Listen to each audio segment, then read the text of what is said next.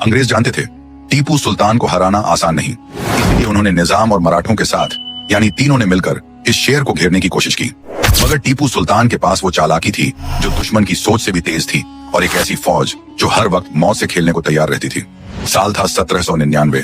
तीन ताकतें मराठा, निजाम और अंग्रेज एक साथ टीपू सुल्तान के खिलाफ खड़ी थी। दुश्मनों का समंदर उमद्दा पड़ा था। किले की दीवारों पर खड़ा हर सिपाही कह रहा था, जब तक सांस है शेर का झंडा झुकेगा नहीं। बस फिर क्या था, मराठा सवार बवंडर की तरह टूट पड़ा। निजाम की फौजें किले के दरवाजों पर हथौड़े बरसाने लगीं और अंग्रेज दूर खड़े अपनी तोपों के गोलों से किले की दीवारें कमजोर कर रहे थे। मैदान जंग में हर तरफ मौत नाच रही थी और टीपू सुल्तान अपनी पूरी ताकत से दुश्मनों का मुकाबला कर रहे थे। उन्होंने अपने बनाए हुए रॉकेट चलाए जो 2 किलोमीटर दूर तक जाकर दुश्मनों के दिलों में खौफ उतार देते थे। उन्हीं रॉकेटों से टीपू सुल्तान ने दुश्मनों में अफरा तफरी मचा दी। दुश्मन दहशत से कांप उठे, मगर गद्दारी ने सब कुछ बर्बाद कर दिया। किले का एक दरवाजा भीतर से खोल दिया गया।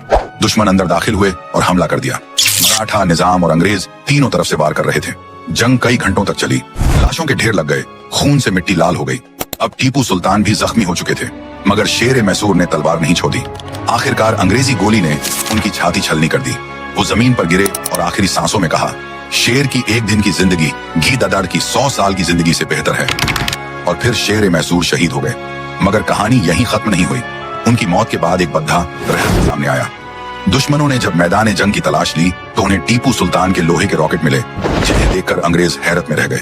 उनके कमांडर ने कहा, ये तो आग के तीर हैं, इसके सामने तो हमारी तोपें भी कुछ नहीं। वो रॉकेट ब्रिटेन ले जाए गए और फिर टीपू सुल्तान के रॉकेटों से ही यूरोप में नए जंगी हथियारों का दौर शुरू हुआ।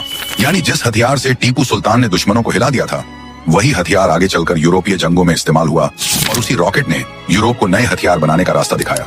इतिहास गवाह है, टीपू सुल्तान को तीनों ताकतों ने मिलकर मारा। मराठा की साजिश, निजाम की गद्दारी और अंग्रेजी गोलियों ने उनका खून बहा दिया। वो अपने लहू से मिट्टी में ऐसा रंग भर गए जहां से हिंदुस्तान में पहली बार आजादी की चिंगारी उठी।